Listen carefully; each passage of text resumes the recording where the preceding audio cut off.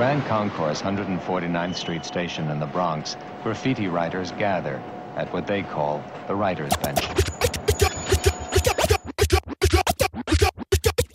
Go! Tricks up for kids, he plays much kids. He's a big bad wolf and knows the three bits. He's a big bad wolf in the neighborhood.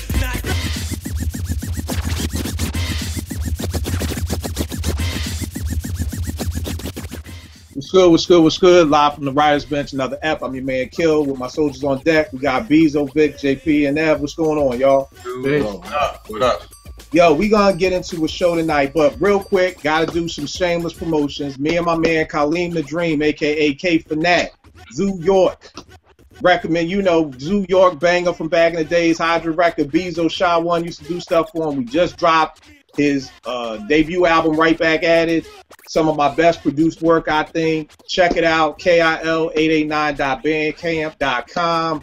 Let me know what you think about it. It's dope. We had a little situation with an upstart indie. They were supposed to mix it, master it, promote it. Shit fell apart, but we just put it out for y'all. So go out there, check it out. Let me know what you think. I think it's banging, but let me know what y'all think. But back to the show. Tonight we're talking about hip-hop what ifs. Now, if any of my peoples out there are comic book heads, you remember Marvel Comics used to have a series called What If?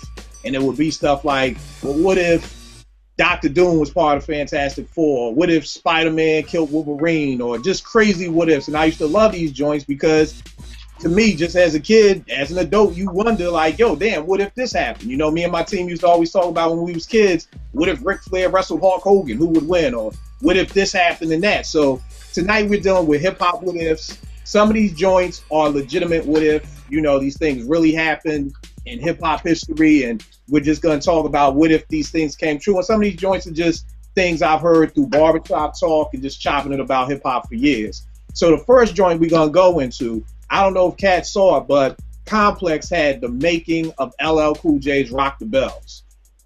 And one of the things that they were talking about was back in the 80s, when at park jams, when DJs would throw on the Mardi Gras break from Bob James that eventually became Peter Piper, for all the cats out there who may not know, what would happen is they would call that rocking the bells. So anytime a DJ would throw that on, cats would be like, oh, he's rocking the bells. So when L was going in to record the joint, he was going to use that sample originally. But there was always tension between Run and LL. You know, LL, the young upstart, and DMC, and I've heard this from other cats, rap lover. You hear?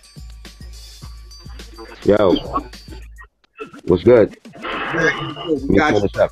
Hey, babe, turn the TV down a little bit. Okay. All right, bet. We got you. All right. So, Grap, I was just saying, we doing the whole what if show. Right now, we're talking about the making of LL's Rock the Bells, how he was supposed to use the Mardi Gras break that Run and D ended up using for Peter Piper. So because Run and L had their little thing, their little tussle going on, Run took the break and did Peter Piper to it first, so L couldn't do it. You know what I'm saying? So my question for y'all is, now, me and Ev talked about this, and I always felt like Run DMC's biggest hood hit was Peter Piper.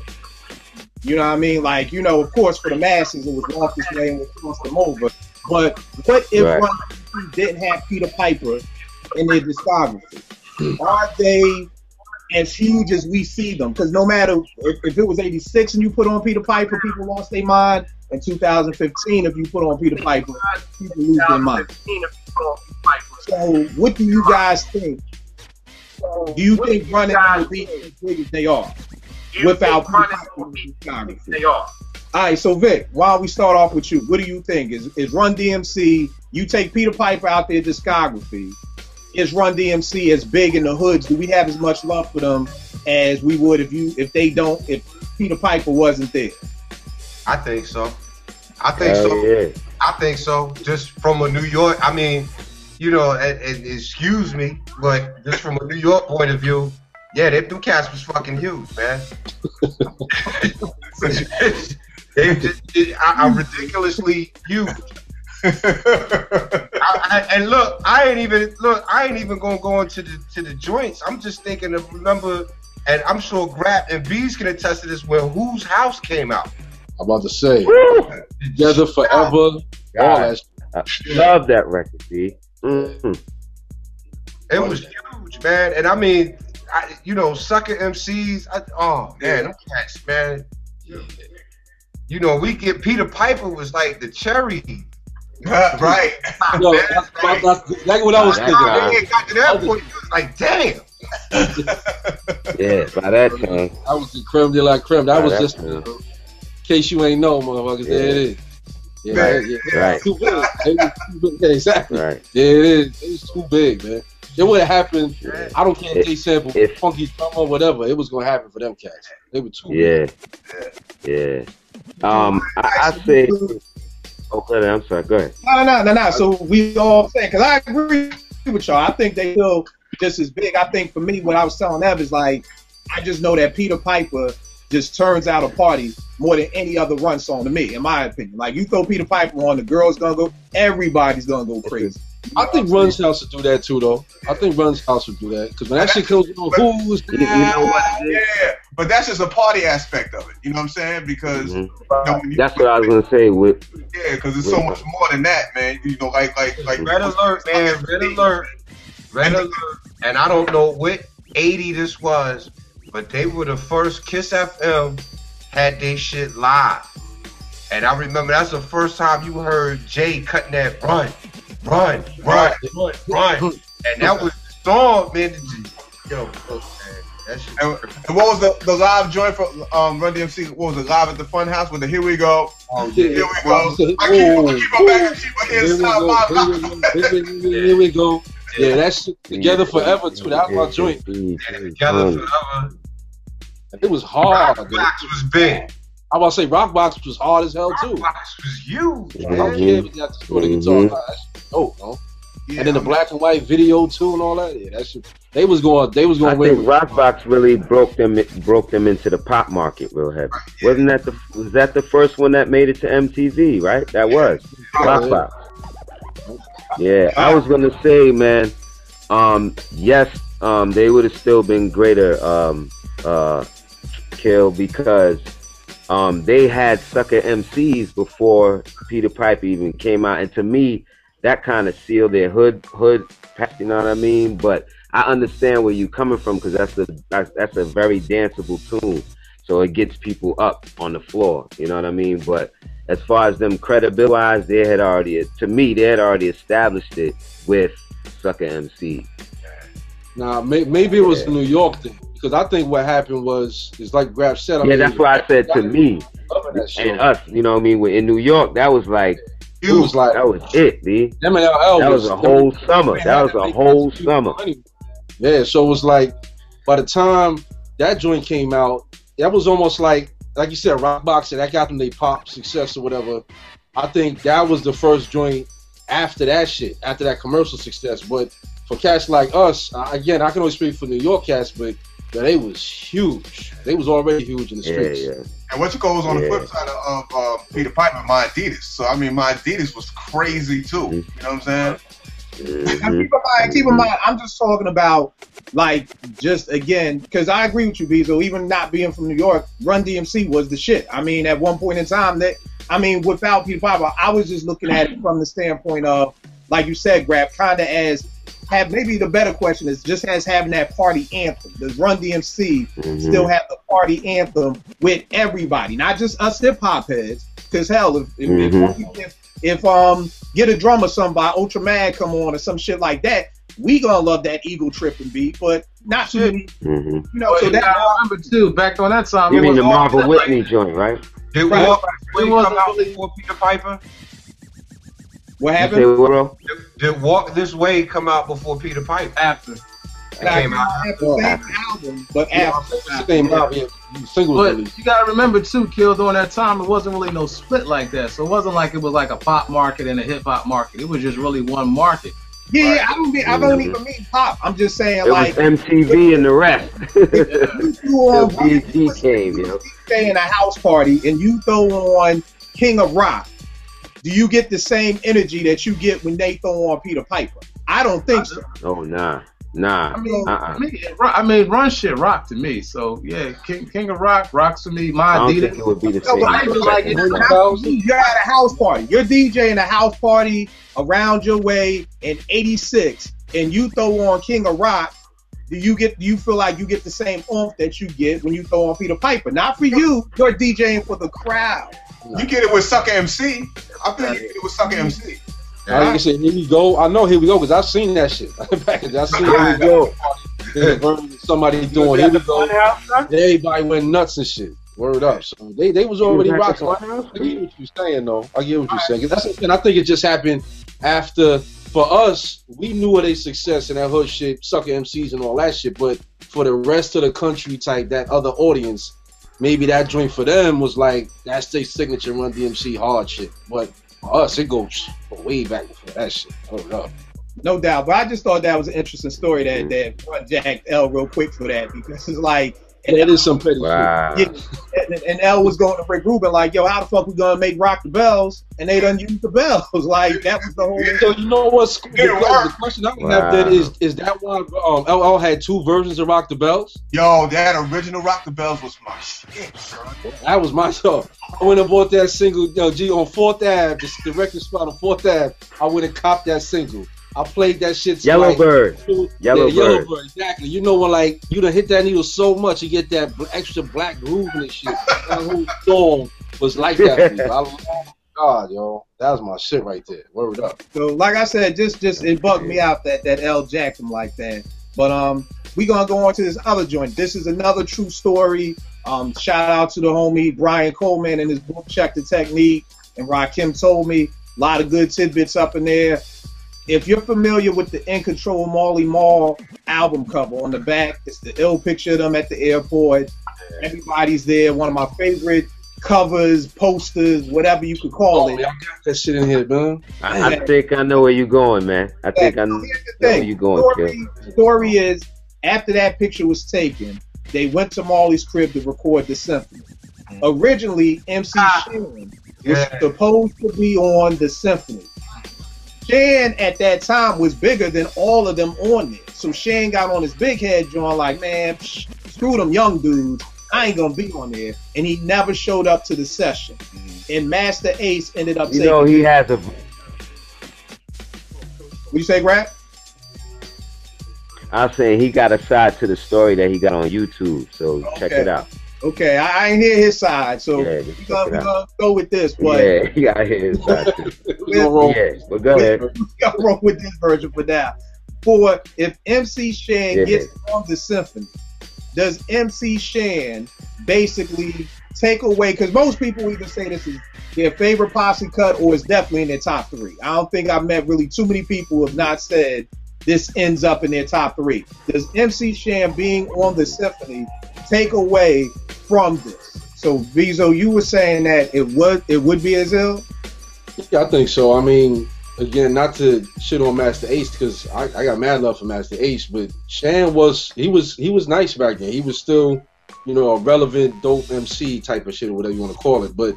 And Master Ace was, if I'm not mistaken, that was the first time we had ever heard of him on, you know, in terms of that In Control album and that specifically that song. So I think it's more about, I don't think it's a question whether or not Shan would have been able to hold it down, but more importantly, it's like if he had been on it, I think you can't help but wonder what would it have done to his career in terms of, you know, him and the shit with KRS or whatever. But I don't think there's any reason to think that he wouldn't have shined and still been dope, and the rest of the shit, you know, the song wouldn't have been as dope to everybody. All right, what you think, Al?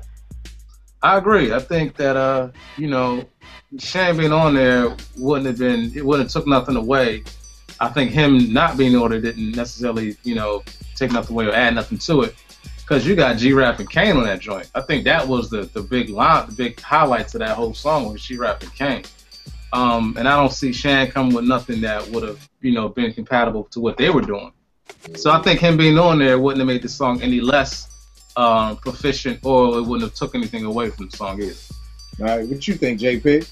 Yeah, I agree with them. I think, you know, Shan being on there, it would have probably kept it at the same, as it is now. Like, he wouldn't have took away from the song at all. But like you said, it was Kane and G-Rap who was the highlights of that record. So, I mean, who knows? Maybe if he'd have heard their verses, he'd have probably went and rewrote some shit and probably it could have been dope. Who knows? Though just as dope as them too. But he wouldn't have took away from that joint.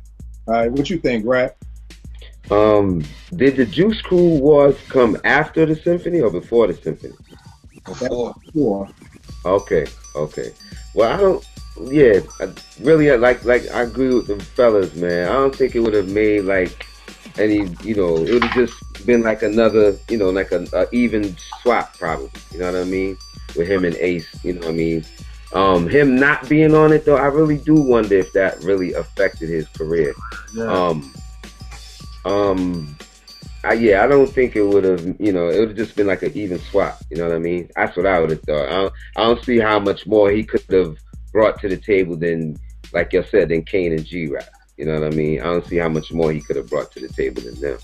You know what I mean? Either he's gonna be right there with them, or he's gonna be under them. I didn't see him surpassing them like. That's what I'm saying. He's like above Ace in terms of like dope lyricists or whatever, but he definitely ain't up where Kane and G-Rap is. So I don't think we'd have noticed. It would have been a blip on the radar screen. You know what I mean? If Shan was on there instead of Ace, I think. And what you think, JP? You asked me already. Oh, I did. My bad. Vic, my bad. What you think?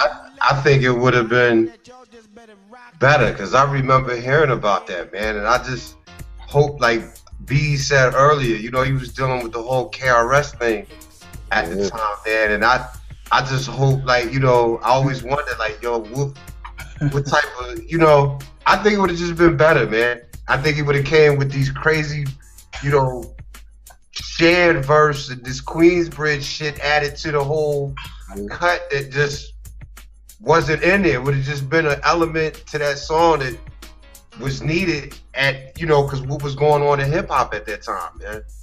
And I think for me, I'm gonna be the odd man out because I never liked Shan. I never thought Shan was nice. Yeah, I mean, I never was a fan of Shan. I mean, of course, I like the bridge. Even like his little slow jam left me lonely, but I definitely think Ace was better than Shan. There's no way in the world I think MC Shan and Master Ace was ever on the same level. Really? But not at all. Not at all. Not at all. Not at all. I love Ace. I love the dude, but I mean, Shan stopped. I mean, what happened to him then? You know what I mean? Ace still making records to this day. Shan ain't had nothing out for 20 some odd years. I'm in love. That's just my opinion. I definitely think he. I still think it's a top 3 posse cut, but I definitely don't think it's like a. But wait. Let me ask you this though. Put him back. Kill, let me ask you this. Because, I mean, let's take it back. Like, let's put ourselves in a moment. And you think about, like, when you have guest appearances and cats is doing a song together, whatever. Now, like you were saying in the beginning, Shan is like the old head looking at like, these young dogs trying to come for my crown or whatever. I think it was JP said, like, I refuse to believe that he would have heard what Kane and G-Rap spit on that joint and just sat back with some Cat in the Hat bebop. Right. I think that's would have put the battery back. Like, do me this justice. Who can name MC Shan's song off of this? But by then, Shan wasn't. No, hold tight. Just who can name MC Shan song off of this? Where? I can't see anything. In Control. The In Control album that everybody loves. Who MC Shan had a song on this? Who I don't even own that album. Wait a minute. Oh! I know what it is. I just love the beat. I'm thinking of all this other shit, but don't nobody Google nothing. No. And it's called Shan the Man. It's called Shan the Man. You right, brother. That's the name of MC Shan. Song off for that album. Kill. You talking about a cat that came out with Queensbridge, a song that get played everywhere else but Queens. I said, yo. Here's the thing. I don't like Shan. This is one of the things we're not gonna waste 20 minutes on trying to breed kill. What's the name of the song though? What was the name of the song? The name of the song was Freedom. Okay. Oh, it's not Shan's. I'm like, damn, it's Shannon, man. I just pushing that shit out there. Like, yeah, I don't remember this. I'm just trying to tell you how relevant the guy that's All I was thinking was 7 Up. I'm like, yo, it's 7 Up. the album that Bezo you love, and nobody can name MC Shan. But I love it because of 3 songs and shit. I love that joint. I'm just saying that. That's my point. Right. Most people couldn't name the rest of the songs off of that album besides Symphony. I mean, not Duck Alert. I mean, Duck Alert. Duck Alert. No, I'm talking about the average listener. But we're not the average listeners, and y'all couldn't name it. Right.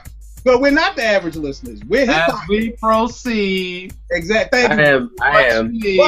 But since we're on I'm an average listener. I'm a selfish idiot. everybody's in I've been the fan trapped mood. in the basement. This is what here's the question. Here's the next one.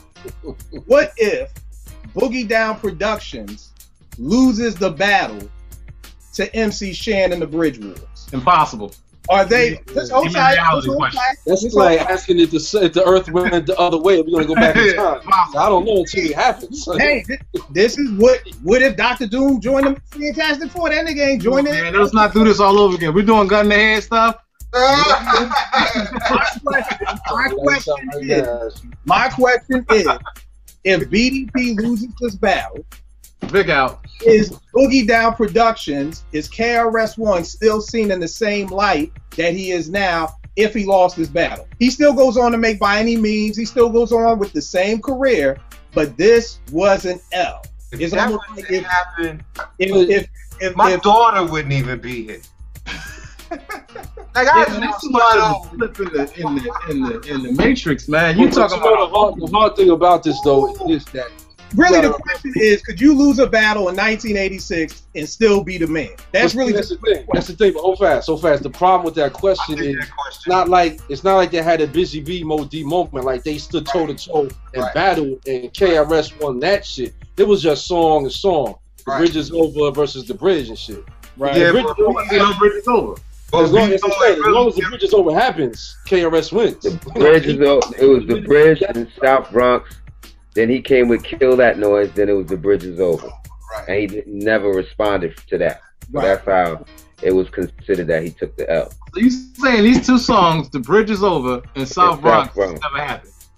No. Or they were considered rap. South Bronx would have happened. Nah. Let's say this. Let's just say this. You have, look at it like with Jay and Nas. After the takeover, everybody was like, Nas is dead. Then he came back with Ether and he won it. So let's just say that Kill the Noise or whatever came after, if MC Shan replied after The Bridge is Over and the song was Bananas and it won. And everybody in hip hop history says KRS-One lost that battle. Okay, yes. I'll go, yes. Because you're saying if Kill That Noise was like so crazy that niggas like, yo, KRS lost. Yes, because I don't think it would have taken away from the fact that like all them songs that you just mentioned, South Bronx, or The Bridge is Over, I don't think it would have taken away from how dope those joints were. So we would have still seen that, yo, this nigga Chris and Boogie Down Productions, these niggas is nice. Even though, but Shan because Shan was the established cat, so if he just came extra hard with it and won, you know, you just chalk it up like, okay, old school, you know, winning shit. And nigga, you know, step his game up and shit. But as long as South Bronx and The Bridge is Over still happen, we're never going to forget KRS. He's here. You know what I mean? Them 2 songs is, boom, he's in the game. It's over. I don't care what happens. I think to add on to that too, to me, KRS winning the MC Shan joint wasn't his like put him out there thing. I think it was Scott LaRock. I think what happened to Scott LaRock was the battery in his back, and that's when we got like just everything from the dark point and the good points of Christian's mind. So I think even if he lost, he still would be as respected as he is today. All right, what you think, JP? I agree with that. I don't think whoever won the battle would have really, if it would have killed Chris's career. Because like you said, I mean, you know, even Criminal Minded was a dope album on its own. You know what I'm saying? And I mean, that came out after those 2 songs, so it was a huge album. And then, you know, after what happened with Scott LaRock, and then, you know, he coming out with By Any Means and all that. I mean, it wouldn't have killed Chris' career at all. He'd have been as just as prolific as he has been. All right, what you think, Rap?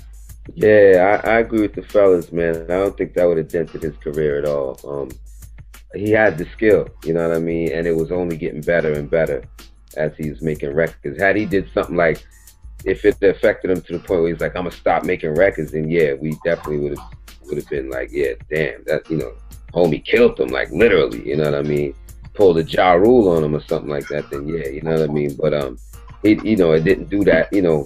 Well, I mean, history knows that it never went that way, but I don't think it would have done that to him. Like I think he would have just took it as what it was and kept on moving. But I think, like Ev said, that the death of the passing of Scott was really his true catalyst that really started propelling him forward to create all this music that we have from him now. And I think if anything, he might be bigger because he'd have been seen as the underdog, and then the underdog comes back like as a lion. So I think he might have been. He actually might be bigger than what he is today, just because of that. I used to say KRS wouldn't let it. Even if Kill That Noise was ridiculously one of the dopest, like everybody puts it in their top 5 greatest hip hop songs, KRS was such a lion back then. He wouldn't have sat back and be like, yo, he got me. No, that nigga would have. I think he would just be like, all right, I'm gonna have to come with something even crazy. Yeah. He wouldn't have let us ride on that. He wouldn't have let that ride. Nah, he wouldn't have let that ride. He was that dude and shit, that type of cat. That's how he came into the game. When he was throwing PM Dawn off the stage, he was that nigga. That's just Chris. You know what I'm saying? All right, what you think? Yeah. I agree with my outside New York. You know, I agree with the fellas on this one, and I'm thinking of By Any Means Necessary, man. I mean, the cat just he just was dope anyway, man. Crazy, you know, even without that. Right. No, and I totally agree. No. I don't think it blemishes Chris at all. I think he's still the blast master. I think we still look up to him. I still, like Beazle said, I feel like he's still the logo of hip hop, you know, but just something. Now, the next question, I've seen this around. I've heard cats ask this question, and a lot of times with it kind of like the run question about, you know, if you take a song off somebody's discography or you take a song off an album, does that group still have the same impact that they had before? I was in the barbershop, and like I said, I've heard this question numerous times throughout time, and it's a Mount Vernon thing, so I want Grap and Bezo to go last. Let them marinate on this. But I've actually heard people say that if you they reminisce off of Mecca and the Soul Brother, that it's just a good album. That song is what makes it a classic. Again, I've heard numerous people say that. And I've also heard numerous people say, if you take that out of Pete's discography, we don't look at Pete as a top 5 producer anymore because of that. So, I told y'all to Vernerville, y'all gonna go last because I already know. Huh. These are conversations I've been in. I've seen these on message boards. Do I even need to go? Do I even need to go? Like, for real. We put on you. Come on, man. Throwing out conversations I've been in. Okay. What do you think? I highly disagree, man. I highly disagree. I think that I'm not sure who said that, where that's coming from. And I'm not just saying this, and let me make it clear, I'm not just saying this because Grappa's on here, man. But I'm, to be honest with you, I highly disagree. I think that Mecca and the Soul Brother would have been as nasty as it was. And you can't see, the thing is, don't get me wrong, we talk about producers all day. Pete is a conductor. I mean, like, you don't have any other producers that can conduct like that. You can take samples as if it was an orchestra and put that shit together.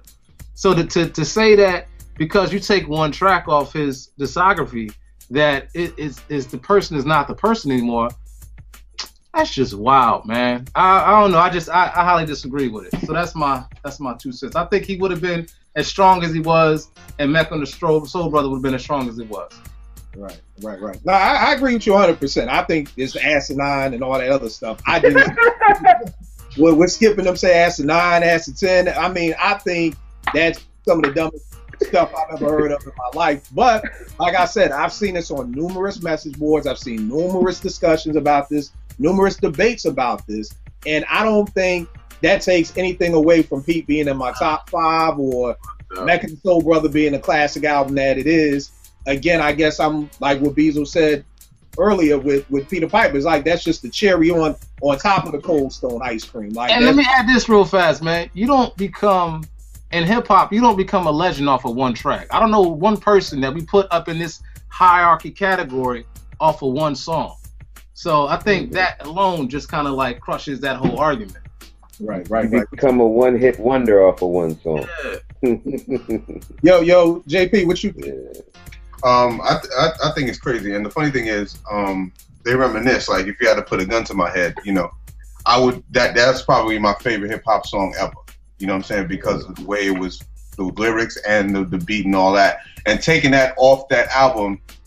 I mean, yo, straighten it out, son. That beat is so great. Like, I don't even want to get in. I don't know the whole song. I mean, really, the House of Pain shit. Like, it's like crazy to think that taking that song off would make a difference in his discography and how much he impacted the culture.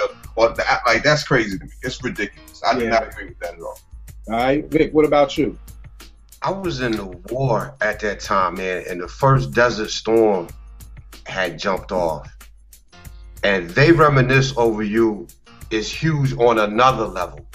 Because we was battling. You know, we was battling. It was huge overseas, but I disagree because I remember my favorite song to this day, and I love that song, but it's Lots of Lovin'. That's like how I got into the joint. You know what I mean? And to this day, I'm like, yo, that's the knock right there, man. When you hear that ding, ding, ding. You know, yeah, man. I gotta wonder how cats is even listening to Mecca and the Soul Brother, like JP, all these other cuts on there, man. And if that's what you going with, it's just a crazy thing. What message? Wow, Felicia. Fam, like I said, man, you would be. I could tell you a lot of crazy things I've heard in life. The only reason why I'm even repeating this is because, like I said, I've seen this numerous times and I've heard it numerous times. So this ain't like a one-stop shop. Like one dude said this at the barbershop. I've heard this in different cities, different message boards. You know, so it is what it is. Beezel, what you think? Well, I already know what you think. Do you really need to go? Do you want to go? Yeah, no, I do. Because now I'm upset now. That's some crazy shit. I can't imagine what Grap is feeling right now. That shit sounds crazy to me. I mean, like JP was saying, yo, I mean, Return of the Mecca, for peace sake, Ghettos of the Mind, Straighten It Out, Soul Brother #1, Anger the Nation, on and on. It's like that, Can't Front of Me, and The Basement. And Skins with Pooh-Bah. Are you kidding me? And I didn't even mention They Reminisce. If you take They Reminisce, that album is still a crazy album. Just that album.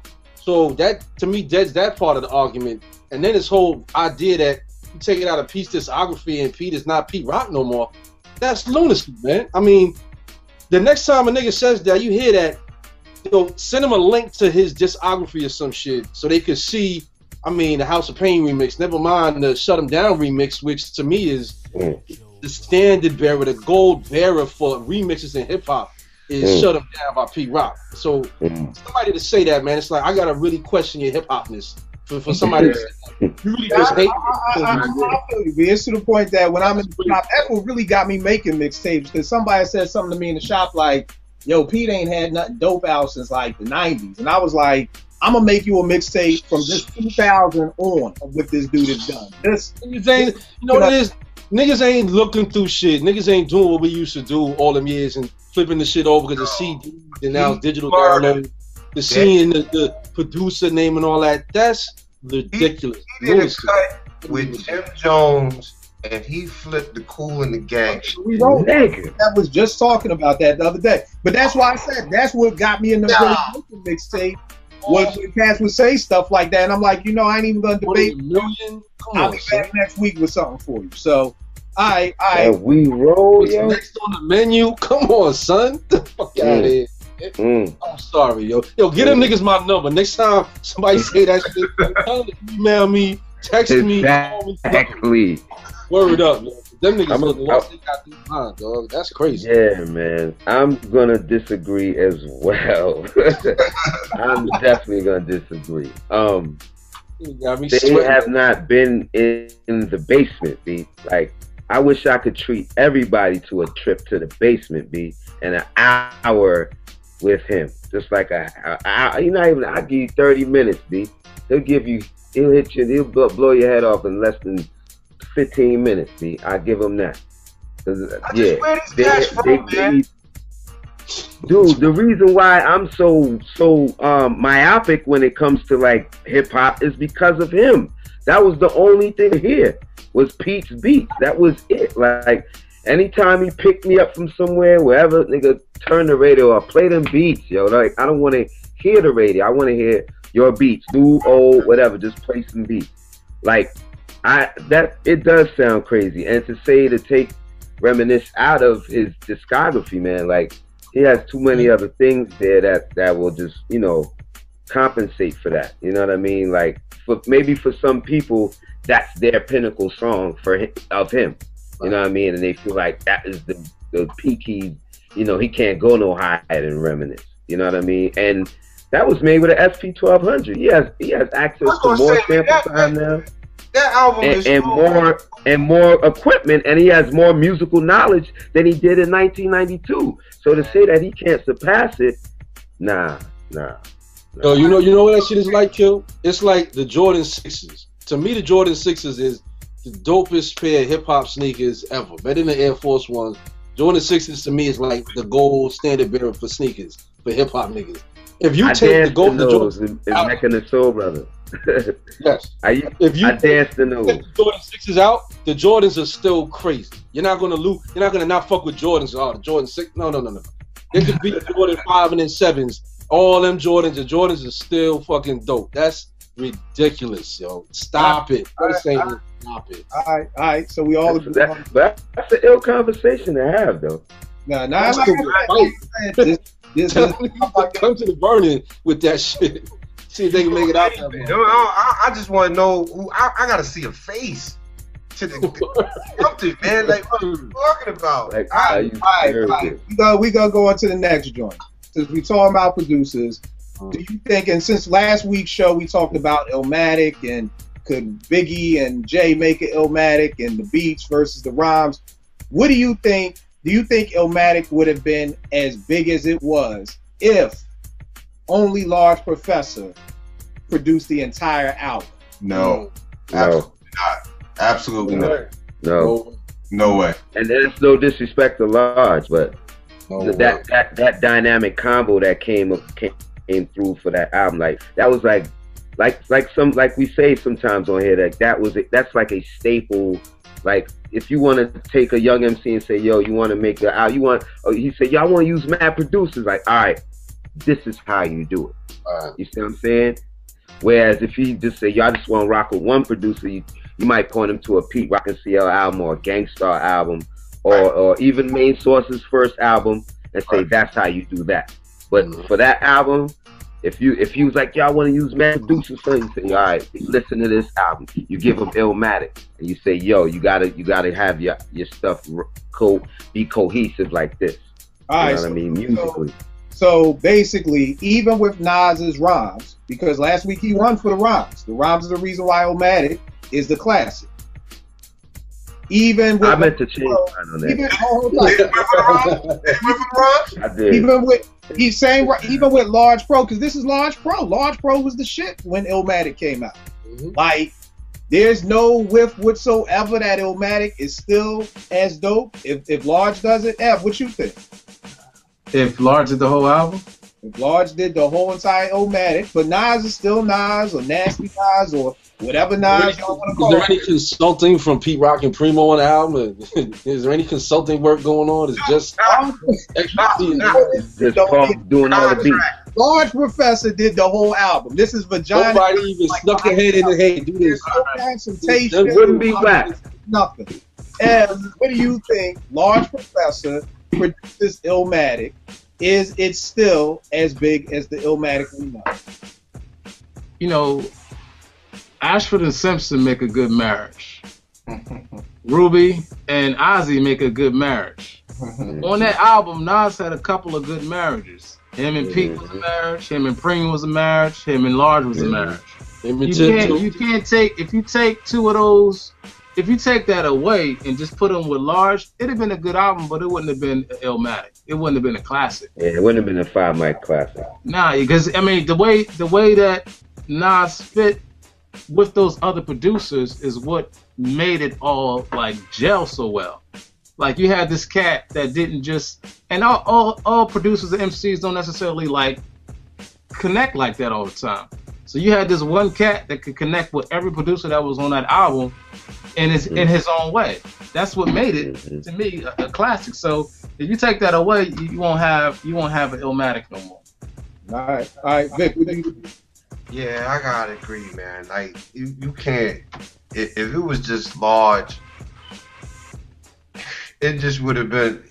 You know, I don't even want to get into that, man. Because Nas, I gotta agree, man. You can't take none of them cats off of that and have Illmatic. All right.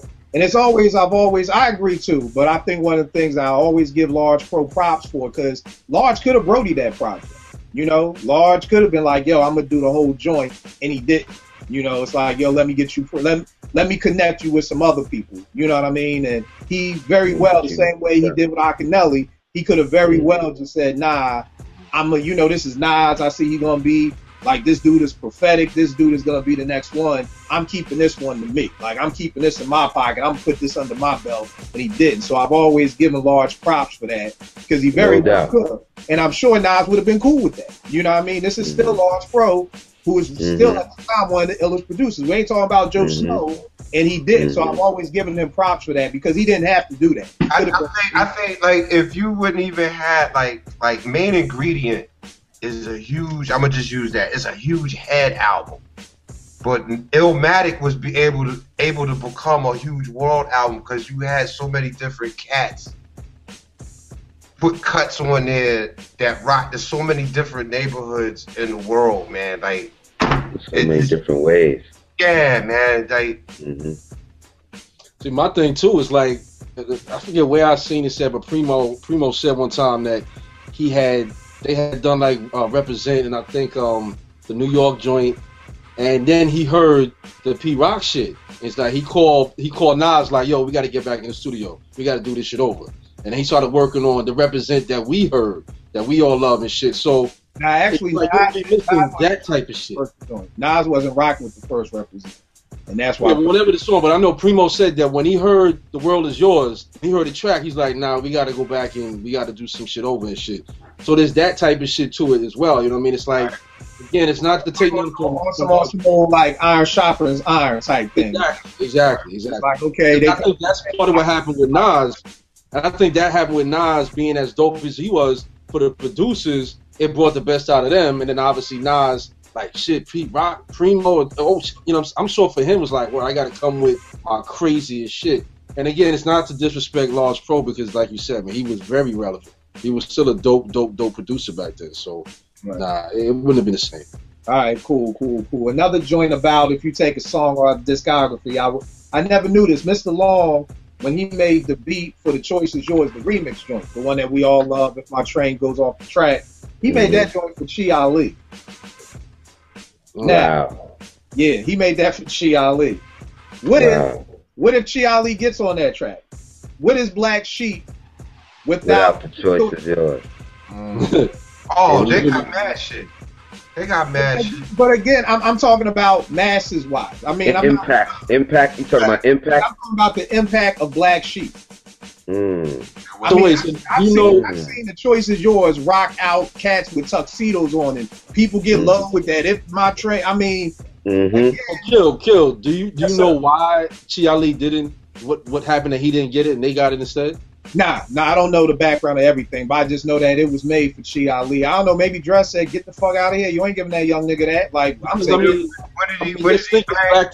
just thinking back to Chi Ali's like style, man. I don't see how Chi Ali would have been able to push that song to the heights that it went to, because part of it was Drez's energy and pick it up, you know, all that crazy shit. I mean, don't forget, Chi Ali had some hard joints. The beat nuts stuff. He was some hard, but that song, the mood in that song was like hype. It was like mad energy and shit. And Chi Ali wasn't. He was nice. but he wasn't like one of them rah-rah type of MCs when he spit. You know, he was more on some, just like coming at you type shit. But if we take that out of Black, if we take that, Black Sheep doesn't make that. What do we have with Black Sheep? They're not the same. Took one of them other joints and made them big. Similac, Strobe Light. I think the roll started with that song though, Vic. Yeah, they not. I think the roll started with the choices. I don't think they would have had I don't think they would have had the career. Flavor of the Month was dope shit. Their first single, that Flavor of the Month shit was dope, but that was dope. That would be that was just like that was like hood. That was like the neighborhood. That song like that, but The Choice Is Yours was out. Yeah, that's that international hit. Yo, man, I would have loved to see that cat record that verse. That verse has so much character in it, man. Yeah. I'd love to see how that shit went down. And then cats forget about the video. That video was ill, the way he was grabbing the screen and crumbling it up. So the video had a huge effect on cats too, because we all man out. that visual was crazy. It's finally the eye band out. The eye band out. But yeah, so we got that joint. Now I got another joint because JP put me on with this. If y'all have not listened to it, listen to the Combat Jack show with Little Sean. It is a dope interview. It's an hour and a half. When JP first told me about it, it was one of those, Little Sean, all right, I'll get around to it. It took me about 3 weeks to get around to it. And I could not leave my desk today at work because that interview was so good. Like, trust me, it's a dope interview. Combat Jack is that dude, man. Yeah. You know, and here's my question. What if Tupac Shakur doesn't get shot at Quad Studios? What if he doesn't get shot because then there's no blame on Big? See, I got a beef with this, man, because we never, and I always talked to Ev about this, and we never really went down. We don't ever talk about Pac on the show. And all right, well, hold tight, Vic. We You just want to talk about Pac? Pac is my man, dog. I just said, we're going to keep it right here for right now. We will talk about Pac, but so Pac doesn't get shot. There's no reason for him to hate on Big. He still goes to jail for the rape case, but do you think that takes away from the East Coast West Coast beef? You know what I mean? Because keeping in mind, remember just the timeline. He gets shot, he blames Big, he goes to jail for the rape, Suge gets him out, starts the whole Biggie beef, starts the whole East Coast West Coast war. Do all those things still happen? I mean, when Suge gets him out, do you think Pac doesn't have this beef for Biggie like that? So do you think anything changes? Or do you think whether he got shot or not, we still get the East Coast West Coast war because Suge eventually got him out of jail? Beezer, what do you? Absolutely, and that you said the key name in this whole thing is Suge. I think it was part of Suge's agenda to make that shit happen. So Tupac was just the conduit for him to utilize to fucking make it happen. I think whether you can get into some conspiracy theory shit, how deep that shit really goes, a rabbit hole or whatever, but looking back on history and now where we at in 2015 with Suge, I don't think anybody would doubt that was Suge's thing. Suge was the one, he was going to bring that East Coast, West Coast beef some way, somehow. You know what I mean? Because he did the shit at the BET Awards before that shit, if I'm not mistaken. That was before the Tupac shit. Right. So he already had his mind on making that East Coast, West Coast beef happen. It just so happened that Pac was the perfect one because he was a live nigga, he was a real cat, and he, took no prisoners. He didn't have a filter, spoke his mind. So even with Pac, because remember after he got shot, Pac was already screaming Big and Puff did it. So you saying even without Pac with that belief and anger, he still would have went along with Suge One. Well, that's what I'm saying. I don't know if it would have been about Pac. I'm saying that Suge would have made it happen one way or another. Oh, yeah, whether it was Pac or not. Right, exactly. Whether it was Pac or he would have tried to use some shit with one of the other young cats in Death Row or some shit. But I think to me, looking back on it, it was Suge that made that whole thing happen. Because like I said, I mean, he did that shit at the award show before Pac had anything to do with Death Row. You know what I'm saying? So he made it known that he put his foot in the game and was not letting go until niggas succumbed to his wisdom or whatever the fuck you want to call Suge Knight. But yeah, I think it would have happened regardless. What you think, Al? Actually, I don't think it would have. I think I think the thing with Suge was, I don't know if it was necessarily he was trying to incite an East Coast West Coast beef. I think he was kind of saying what we all was thinking. I mean, Suge's beef was with Puff. It wasn't necessarily with Big, and we all during that time was like, "Yo, fuck Puff, man, this motherfucker's dancing with the silk suit." I mean, Puff was getting that from every way, shape, and form during that time. So I don't know if I think Suge was more trying to put his spot on the map, and not afraid to incite beef with that. But I don't know if he was actually trying to start an East Coast West Coast beef. So I think with Pac not getting shot, I don't think it would have happened that way. I think Suge would have came at Puff's neck, and there might have been some label to label shit. But I think the whole thing with Pac getting shot and he was in New York and Biggie was upstairs, and like it's like you can only that brings this whole thing, you can only be safe at home, and at home is LA. So I think that is what kind of started that split. I don't think personally you would have an East Coast West Coast beef. I think it would have been just the label to label beef on some like Motown. And see, look at that! I can't remember. That's the shit from Philly. Who was that? Stax. Oh, TSOP. TSOP on some of that type thing. I think it would have been a label to label thing, not necessarily East Coast to West Coast thing. I think Pac getting shot is what made it elevate to a whole nother level. What you think? Actually, let me take that back. I'm sorry. Not necessarily Pac getting shot, because nobody like to talk about this. The fucking Vibe putting that shit on a cover like that. I think they played a big part in that East Coast West Coast big ass part. That shit like that. Big ass part. And that's my point. That I think there was a bigger agenda, and whether Suge was at the head of that shit or not, I think there was a bigger agenda that somebody, whoever you want to put a name on it, whether it's Suge or not, somebody wanted to make it happen, man. And I think it would have happened regardless, whether it was Tupac or some other cat. They was going to find some way to set some beef up in hip hop, yo.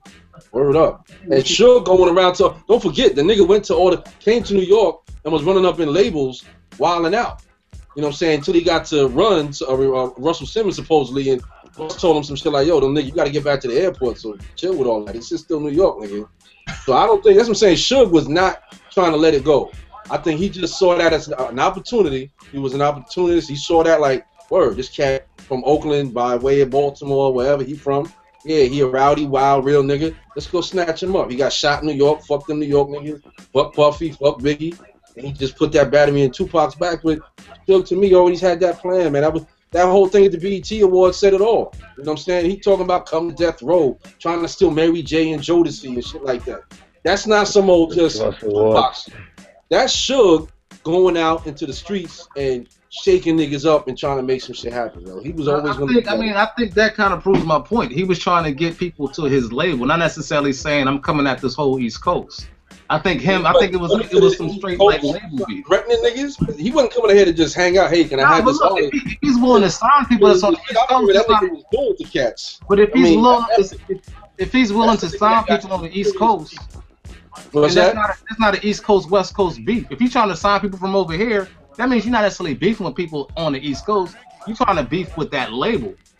That's some, empire that's shit. What I'm saying, though, but that Suge again, man. I mean, just looking back on history and everything that's happened since then, it's for me at least, it's hard for me to look at Suge's ways and actions and think that it would have just stayed on some label shit. That nigga wasn't about just snatching up artists for his label. He was about bullying the entire industry. And the easier way to do that is to set niggas up against each other. You know what I'm saying? I don't give you that much credit. I don't think that was his motive. Too. Hey, Ev, you should check out a book, Have Gun Will Travel, The Fall and Rise of Death Row Records. Yeah, I got that. I had that, too. I read that, too. Yeah, read about some of the shit that Suge was about, y'all. Grab. What do you think about this? If Pac doesn't get shot, do we have and maybe this is a better question. All right, here it goes. Have an East Coast. I got you. Watch this. I got you. Watch this. I got you. Pac doesn't get shot, right? He goes on to do the song, whatever. Everything goes on, right? He gets caught up with the rape, though, right? He gets locked up. Had Puff and Big rode for him in jail, I think the chances of him fucking with Suge would have been mad slimmer. But peep this. The shit was a perfect storm for Suge, yo. Because Suge had already had history with Puff. Puff's bodyguard, Wolf, murdered Suge's cousin, Jake Robles, in Atlanta. So from that point, Suge wanted Puff's head. Do you know that Suge once kidnapped somebody and made them drink urine and was beating the shit out of them to get Puff's address? Yes. All right? So I think the chances of that shit would have been slimmer had Big and Puff really rolled for Pac when he was locked up. You know what I mean? Like, went up there every day to see him and hit his books and writing them letters. And even, yo, nigga, I'm going to write this verse. You finish the other verse. You write another verse. We're going to have songs when we get out. If they was doing stuff like that with him, I think he would have been, it would have came different. But I think regardless of that, I think that Pac's destiny was to have his own thing. I think he wanted that as his destiny, to have his own. But at the time, he was in that situation, in that damn state prison, you know, niggas who, like he said, triple lifers around him and dudes who ain't got no tomorrow all around him. That brings a level of fear to you for your own life and your own safety. Someone comes to you saying, I got money to get you up out of this, bro. You know what I'm saying? I got money. You just come with me. You're going to live like you supposed to. I come on. And yo, you in that shit? You in hell. And somebody reaching their hand down to pull you out of hell. You reaching for that hand, and you going up. You know what I mean? But you don't even know that you going further up. You know, you just going to a higher level of hell. You know what I mean? But yeah, that's how I feel about that thing, man. For real. I didn't mean to cut you off, Kill, but I knew I had to get that stream out. No doubt. JP, what you think? Yeah, I'm with Ev, man. I don't really think that it would have turned into what it eventually turned into. I feel like Pac not getting shot and Big not being there, you know, Big being there, but he not getting shot and none of that shit happens, man. That like you said, that was the catalyst. I feel like, I know Suge, you know, he spoke what he did at the Source Awards and all that, but that wasn't a catalyst for it to blow up the way it did after Pac got shot that first time. So I feel like, he would have went to jail for the rape, and you know, my personal opinion, whatever. Even if he would have went to death row and he would have said, he would have, you know, and if you'd have started talking crazy about Big, it was no real basis. The basis of that shit was because he believed Big and them had something to do with him getting shot. So like, you know, otherwise he'd have just been talking shit as a nigga that don't like nobody would have took that shit real serious back then. You know what I'm saying? So I feel like it wouldn't have went down if he didn't get shot. Right. Now, Kill, let me ask you something though. When are you saying that the East Coast West Coast beef doesn't happen, period, or it's Pac's involvement and all that shit? Well, what I'm saying is that it doesn't get to that level, because I agree with JP and Ev, because I feel Graf said it perfect. It was the perfect storm. It was the fact that Suge was already doing what he was doing, and then Pac gets shot. It's like, I need somebody to ride for me. And this dude has a person. Got Biggie. I need somebody. Yeah, it's like, this dude got a person. I mean, that's the same thing I was saying. That's the same thing I'm saying. That this nigga. But you were saying that even it would happen. Even Suge would have got somebody else. I think what made it so big was Pac. So that's why I took the question back and I said, okay, maybe it's still an East Coast West Coast war, but maybe everybody don't care. It was so much care behind it. It was a personal vendetta. Would have been quite as big. Like, nigga, I fucked your wife. Like, okay. You're not saying it wouldn't have happened. It just wouldn't have been as big. Right. But even for me, I don't know if Suge had any other soldiers that could have done it but Pac. I don't think anybody else on death row. I don't think Snoop could have done. I don't think Pac. I mean, you had a whole two coasts hating each other, literally picking sides. Like, I don't think Snoop had that power. I personally think Pac is the only person who would have had the power to make that East Coast, West Coast war what it is, or what it was. But I do think that if you take that out, and like Graf said, you got Biggie and them reaching out and everything like that, I don't think it goes down as big as what it did, because I just think it's like, yo, like Graf said again, perfect storm. I got a dude who doesn't like them. I don't like them. This is my mouthpiece. And Pac, people love Thug Life. Like, again, you're not saying it wouldn't happen. You're just saying it wouldn't have been as big. I mean, I was kind of saying the same thing. I'm not saying that it still would have happened, but it wouldn't have been the same. No way. Because Pac was meaning he was from the East Coast and then moved to, raised in Oakland, whatever his crazy ass story is. Yeah, that's what I said. Suge was an opportunist. He saw a golden opportunity to, oh shit, this is my chance to get at this nigga Puff now, and he seized it and did what he did. But my thing is that I think Suge still would have attempted. Now, how successful he would have been, who the hell knows? But I think that was, whether you want to call it the East Coast, West Coast, I think he wanted to get at Puff so bad. And you think about it, he used Pac. It was part of it was, like I said, it was his conduit. But ultimately, he kind of fed off of the fact that it was the East Coast versus the West Coast. So in other words, when he came to the BET Awards show, he made that a point. And when Snoop was up talking about, oh, New York ain't got love for Snoop Dogg. He was trying to turn some shit into some East Coast, West Coast shit. But I think he just saw the Pac shit as, oh, that's it. I got my conduit. I got my perfect shit. Yeah, it was a perfect storm. I got the shit I can do, and now I'm going to use this shit. You saying the same thing? Yeah, you saying the same thing. I think it still would have happened, but yeah, it wouldn't have been as big because Pac was so beloved by real cats, you know what I mean, and everybody else and shit. And I have to agree with Ev. I'm sorry, before Vic goes, it definitely was exacerbated by the media, without a question. Oh, yeah. That Vibe magazine shit definitely inflamed. Definitely, man. That was the catalyst. Yeah. That one cover. One damn cover. In my experience, it was already going down because I went out west 88, 89, and they was already not wanting to hear no New York shit out there. So it definitely just was going down. I think the Tupac Biggie thing was the safest way it could have went, because me and Ev talked about, I think it was Ev, what's my man, MC8 and Biggie story. I think it could have been nastier. No, not MC8, you're talking about E40. Oh, E40. I think it could have been a lot nastier. The Tupac way was the safest way, because, but I agree, man. I think they, what Ev said, and with Grap, Diesel, everybody with the vibe, blowing it out of proportion, But I'm not gonna say that it wasn't happening. Man, they had so many hitters on the West Coast that was about what they're doing out there. I don't know who all has really been out to the West Coast, but that gang banging shit they rap about, man, that shit is real out there, dog. Very real. And my thing too is, like, in my experience living in Baltimore and all that shit, niggas hate New York, man. This ain't no new shit. I had a roommate. Want to have a reason to hate on New York some more and shit. I had a roommate from Detroit, man, and I remember Blueprint was out. Not the greatest of albums, but we rocking Jack of Spades and shit. And this cat was from Flint, Michigan, and man, if you don't put this Flint family first, some shit from Flint, Michigan, man.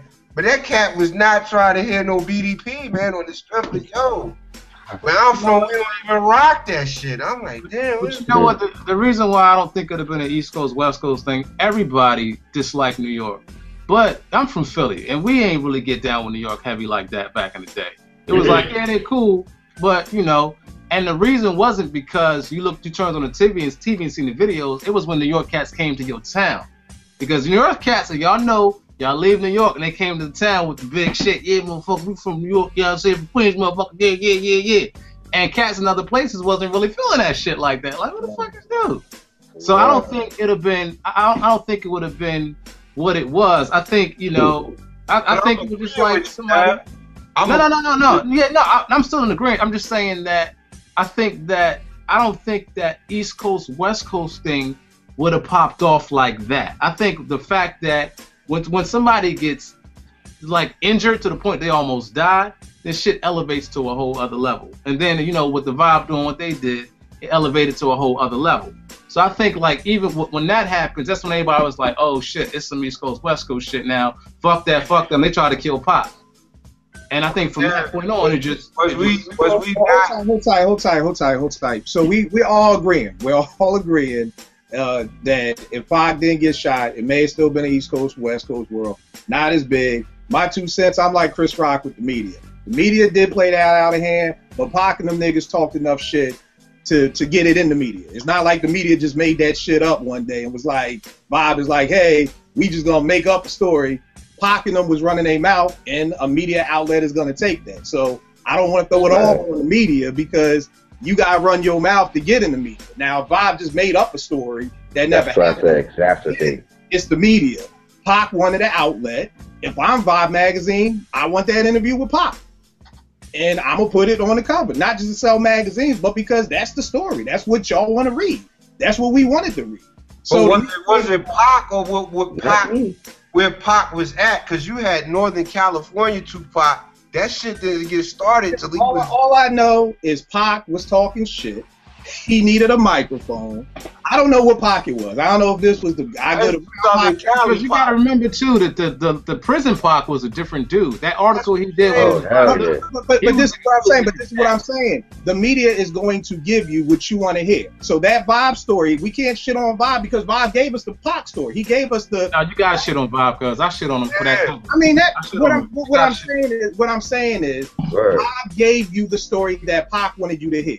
When he was in prison and he said Thug Life is dead, that's what they reported. It's not like he said, oh, Thug Life is dead, but Vibe misquoted me and said Thug Life is real, go shoot. No. But even with that, you ran the cover the way it was the cover. It was because everybody didn't read the article. It was the cover that did it. I mean, even with the article, they could have quoted him word for word. But whoever chose to run that cover the way that they did. What does it say on the cover again? And keep in mind, versus West.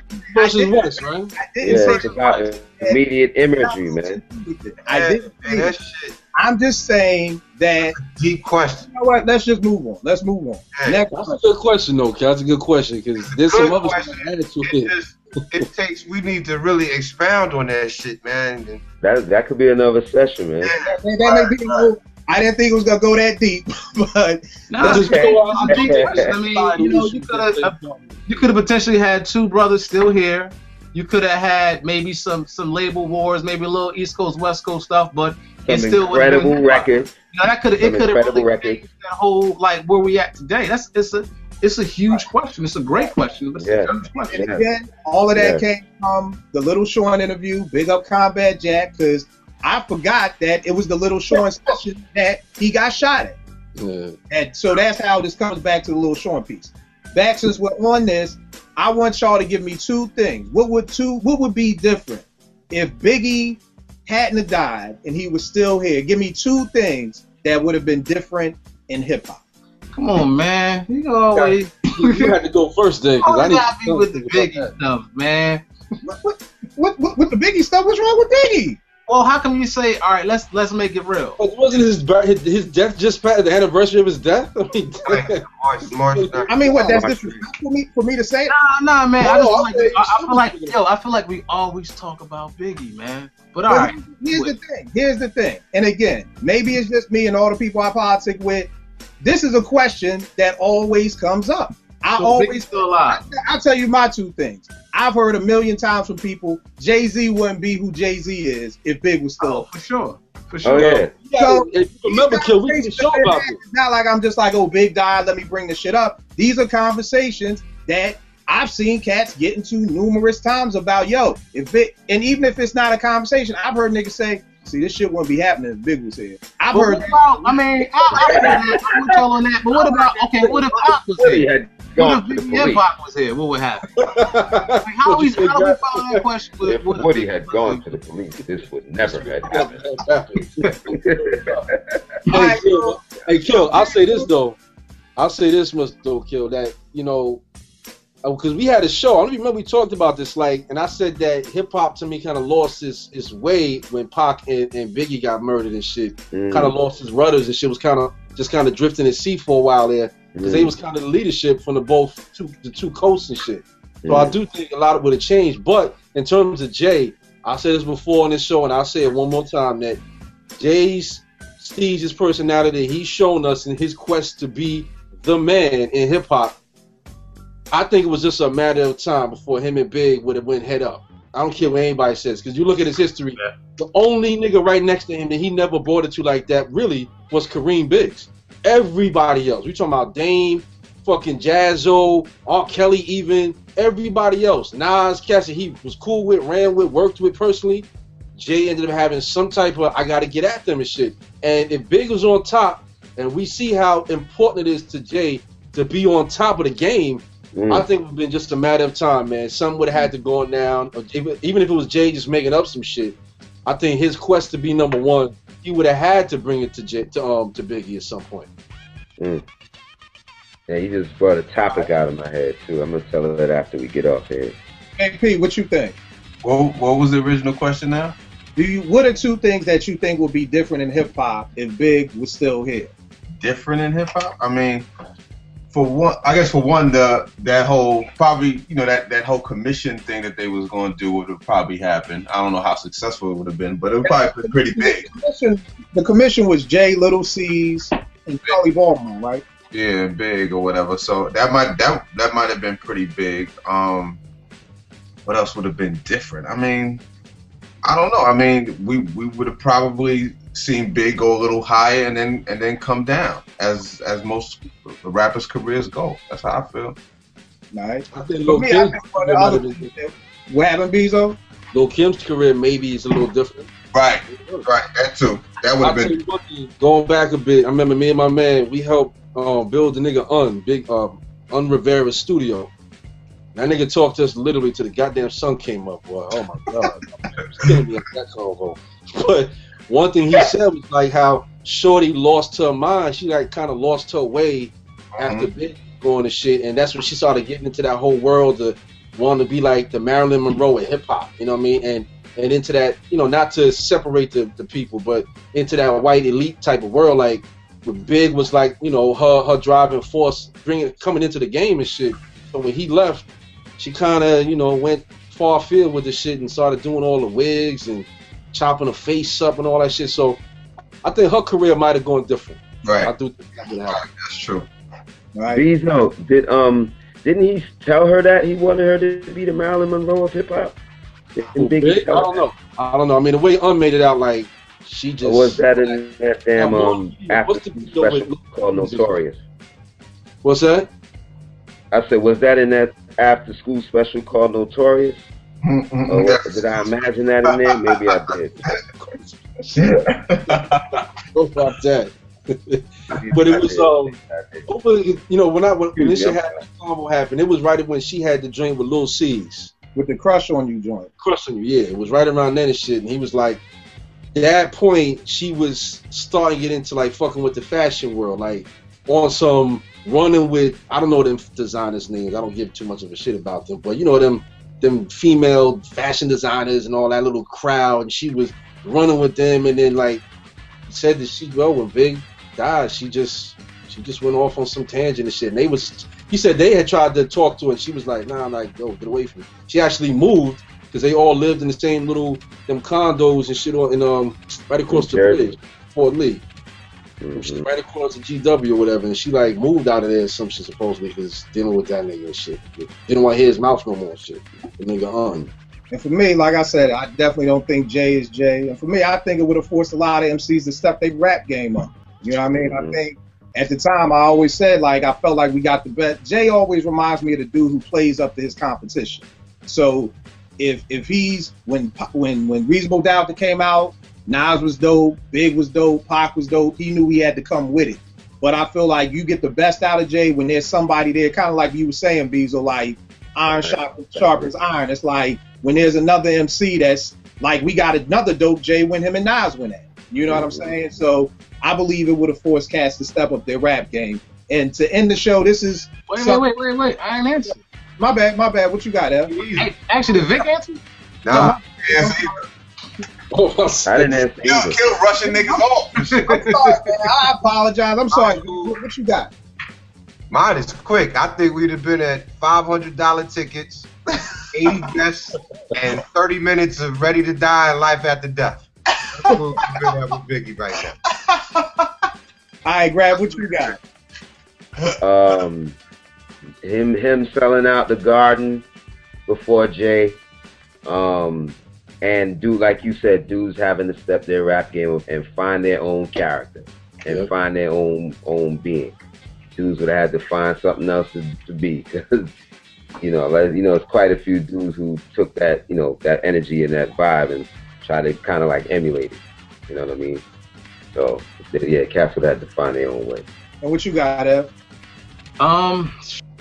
I will say I think Jay profited off of Big's passing because I think Biggie fans needed somewhere to go, and Jay just kind of put himself into that pocket and made it possible for him. Kelly them, man. Yeah, for real. But I also agree with Bezo. Like I think Jay wanted, but I agree with Bezo because I think Jay wanted the top so bad. At some point, they might have went head up. But I wonder if Jay wanted the top because he got it so easily, so he wanted to maintain it, or was that just his drive all from the start? So I kind of question it. I really don't have an answer for it. That's what I meant by my comment, y'all. I wasn't trying to I'm saying Jay-Z is doing everything Biggie shoulda, woulda, man. So I think that would have happened, and it was another point I kind of forgot, but it was I think that Biggie would have. But that's what it is. Now when we talk about Big, as far as what he did next, I really don't know, to be honest with you, because I think at that time Big was doing. I mean, he did Life After Death, which I think a lot of people here enjoyed that album. I wasn't a big fan of it, honestly, but I don't know what kind of Big we would have gotten because he would have still been in the pop world and he would have just got hired. So I don't know if necessarily the music would have gotten better. I can't necessarily say that because I know during that time, it was a lot of cats, quote unquote backpackers or whatever, whatever word they want to use, that really wasn't feeling Big like that. At that period of time.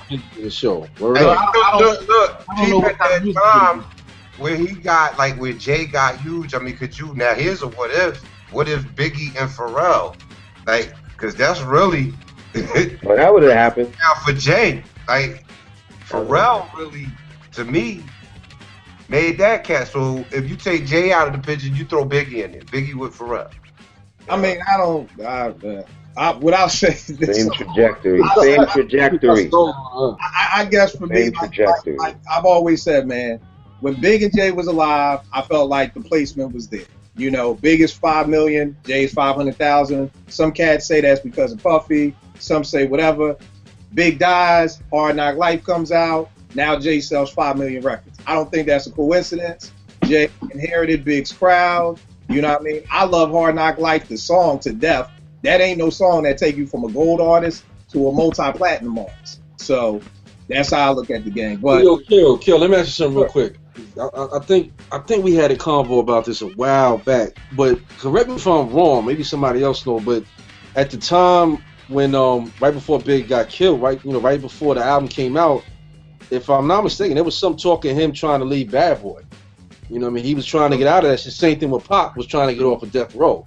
And that's why it was I never heard that. I heard from cats, and it's that's why some cats believe that Puff has something to do with Big and Suge has something to do with Pac, because I know for sure Pac was he had already hired a lawyer. I heard about Pac when he get, but I had never heard about Big wanting to leave Bad Boy. What's the cat that used to write for The Source, man? Ronnie Rowe, whatever his name is? Ronnie Rowe. Ronnie Rowe, was either him or Bones Malone. One of them wrote a book about this shit, about that. Bad Boy, and he mentioned the shit in there. I believe it was that Biggie was never a fan of the shiny suits. He never wanted to do that shit. You know what I mean? You mean Teo Coker? Coker, there you go. Yes, that's Teo Hodari Coker. There you go. And he said how Big, he wanted to change that. He wanted to get away from that and get back on that hood shit. So, if that's correct, I mean, I would have to think that the game would be different. Yeah. That shit didn't happen. I would have to think the game would be very, very different, man. Very different. And then think about it. Let's say Big dials it back from that pop shit and decides, I'm leaving Bad Boy. I'm gonna do my thing and I'm gonna just focus on the music I like, the hip hop I like. Then there's that lane for Jay. You know what I mean? That kind of popish sounding lane. He still has his lane, even though the cat's still there, because you know how the audience is.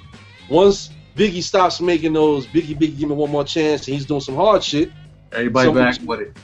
Right, they're not gonna be with that shit. And then here comes Jay-Z running around the corner. Hold up, I got something for you. Hard Knock Life.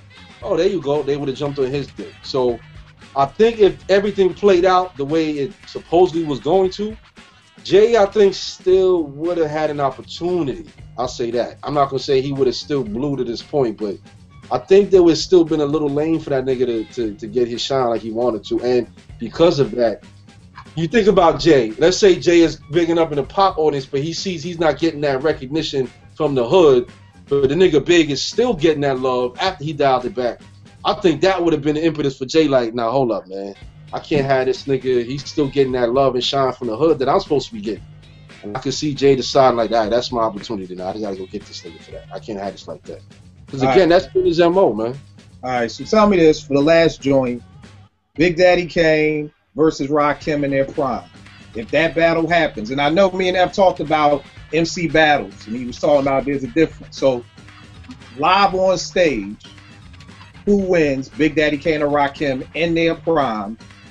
Who wins if they do it on vinyl? Because Ev broke it down to me that there's a big difference between the two. Yeah. So Rakim and Big Daddy Kane, 1988, in their prime, at the rooftop, battling face to face, and then Big Daddy Kane versus Rakim, record for record. Who wins? Damn. You know, I would have to say, you know, live in front of people, I might have to give the edge to Kane, because Kane is he's that punchline, witty rapper with the cadence and the flow to get the crowd. Rakim is the one that you gotta play it back, dissect it, play it back. You know what I'm saying? He gives a little bit more. So I would say Kane live and Rakim probably on the rap. Yeah, Brad. I can't disagree with that right there, boy. Cause Grab, was you there in Yonkers back in the day when Biz performed? And he was at school party. I missed that joint. You know what I'm talking about? He was like, "Yo, I'm about to bring out the nicest MC out of Brooklyn." It was Kane, and they did just round with that joint. I heard about it. But JP is talking about. I've seen that live. I seen both of them cats perform I seen both of them at the rooftop. I seen both of them seen Rakim in Nassau Coliseum, and I seen Kane in North Carolina doing arena and shit. And what you said, JP, is 100. I think that live at the rooftop, I think Kane and his style, man, he was about braggadocious. I'm fly, I'm this, I'm that. But Rakim was gonna make you like, damn, make you think about some shit. So when you got time to take it home and listen to the record, like, oh shit, did that nigga just say that? That's when Rakim would have had that nigga. But on stage, I think Kane would have took the nigga. As much as I love Ra, it'd have been close though. It'd have still been close. I think Rakim might have surprised us too. He might have brought it back and be like, okay, nigga, let me not be too intelligent for the audience. I don't see Rakim raising his voice in a face-to-face battle, and you got to do that when you battle somebody. You know what I'm saying? I don't see Rakim voice was monotone. It was cool. That's not the voice for a battle live in front of mad people. Like that won't work. It won't work. Yo, brother, because you say that, my nigga. When Kane performed at the rooftop, that nigga was wearing a Dapper Dan suit. The nigga dropped his pants and had on bikini briefs and started opening the air. That's my word is bond. And everybody was like, yo, this nigga is wild. This is when he was first out. And we like, yo, this nigga's crazy, man. But Rakim, I seen that nigga at the same spot on the rooftop. And I don't know if y'all ever, I'm sure G, you been there, how they had the little stage over there. And they was a little heater on the stage. That nigga Rakim, my word is born, on a chair with his feet up, doing move the crowd. That's my word is born. With his feet up, chilling. And everybody was just in awe, like, oh shit. And you listening to that nigga. That's how you talk about a diversity in styles. So what JP is saying, you could not have hit the nail any more on the head than that, my nigga. Word up. What you got, Ev? There's a battle and then there's the cypher. And you got battle MCs and you got cypher MCs. I think if you talk about, on stage, I agree. I think Kane would take him. But I also think on record, Kane might take him too, because I don't see Rakim as being necessarily a battle MC. He's a different type of a lyricist, and he's going to write a different kind of way. MC, on some battle shit, you got to be kind of punchline, and you got to, be able. It's like we all have different words. It's like busting or cracking or whatever you call it. I think Kane is just a little more witty in that, and I think Kane, also being the lyricist and having that on top of him, I think he might have took Rakim, and Rakim is my man. So, but Kane is my man too. So, I guess I don't feel bad saying it. I just feel like it's the truth for me. But I think Kane might have. I think Kane might have took him on both ends of that, just because he's more punchline and he's a little bit more witty with it.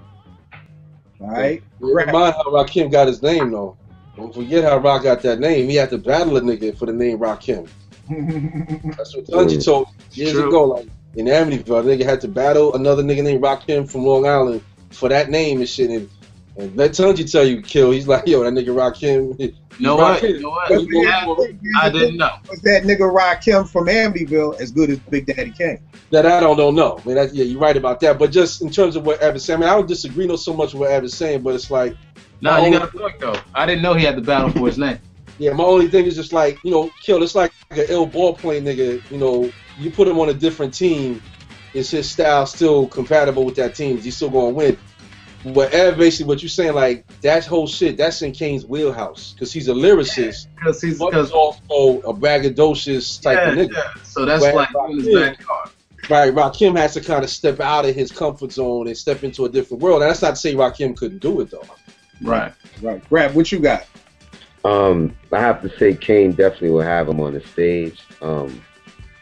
That whole performance you saw, Bezo, is probably just him moving like, you know, the god he is, you know, just taking that whole god persona and just bringing it to, you know, moving in a kingly manner and just lounge back and just kick up and kill it for y'all.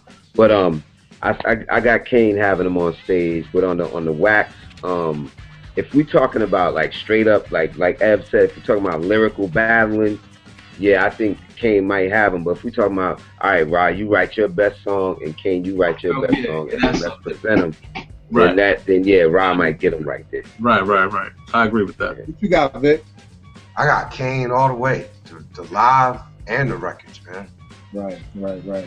Yeah, and I kind of agree with Vic and Ev about that. I think, you know, I've never, and again, I think it's like, I forgot who said it, but Rakim stepping out of his zone, you know, because I always feel like Rakim is so intellectual that he would, it's kind of like, you know, the whole rumor of how Rakim and EPMD had beef for a while, off the whole, you know, you could get a slap for this, and then EPMD, you smack me and I'm smack you back. Like Eric has talked about how they were going at each other, but it was so subliminal that nobody would know that. Like nobody would put two and two together. So I feel like Rakim would get at Kane so subliminal, it may go over our heads. You know, we be like, yo, that's a dope song. Damn, I didn't even know he was talking about Kane. You know what I mean? So, but I'm gonna go with Vic and Ev and say, yo, I think that Kane may get him on both. But yeah, so that's that. So yo, dope show. You know, it's a couple of topics up here. Vic, we'll talk about Pac. We'll get in on that. You know what I mean? Maybe the movement, man. I mean, I got a whole. All right. we get it on Pac. You're gonna be mad at me at the end of that show, then. It's just, you know, we all been other places, man, and you know. Right. I get it. You the world traveler, man. You the world traveler. So you got. Yeah, I know your experiences with this shit. It's like different feelings. My shit is just sitting in the crib, bouncing out into this shit, talking about it with a bunch of hip hop niggas. But yo, real quick, we gotta do the Grap joint that he initiated the pull out. I said I got a nice piece of vinyl in the mail today. Special, you know what I mean? So Vic, what you got? What you pull out?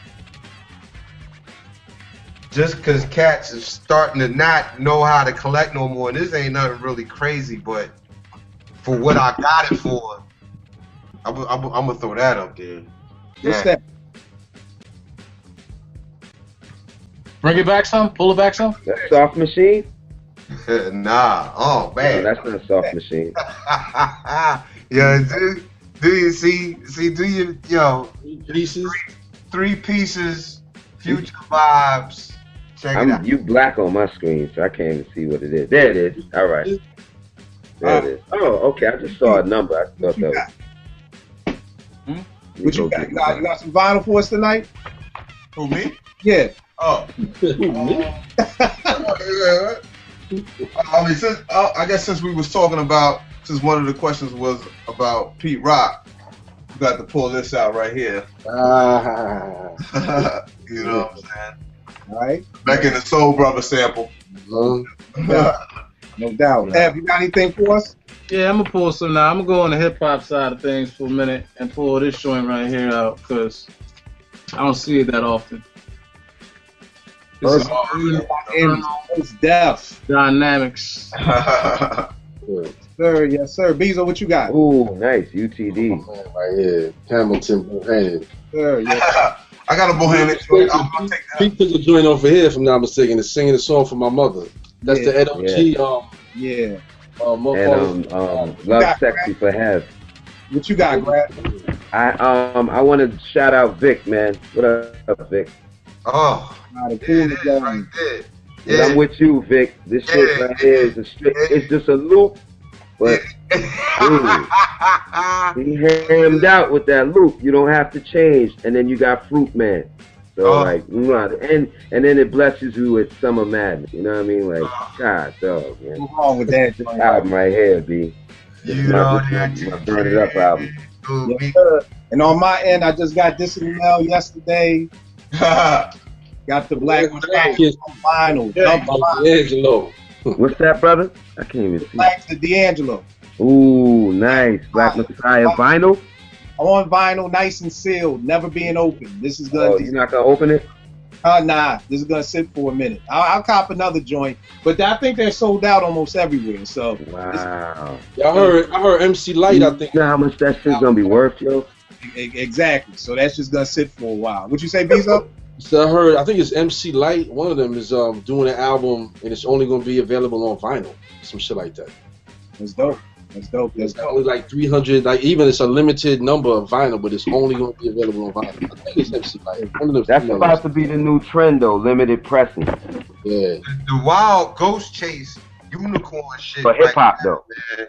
Hip hop is the De La Soul shit. Because anything them cats ever came out with, they done did like 4 or 5 different versions of it with 8 different colors, man. That's the shit. If you gonna get in the top of some shit, it's that shit, man.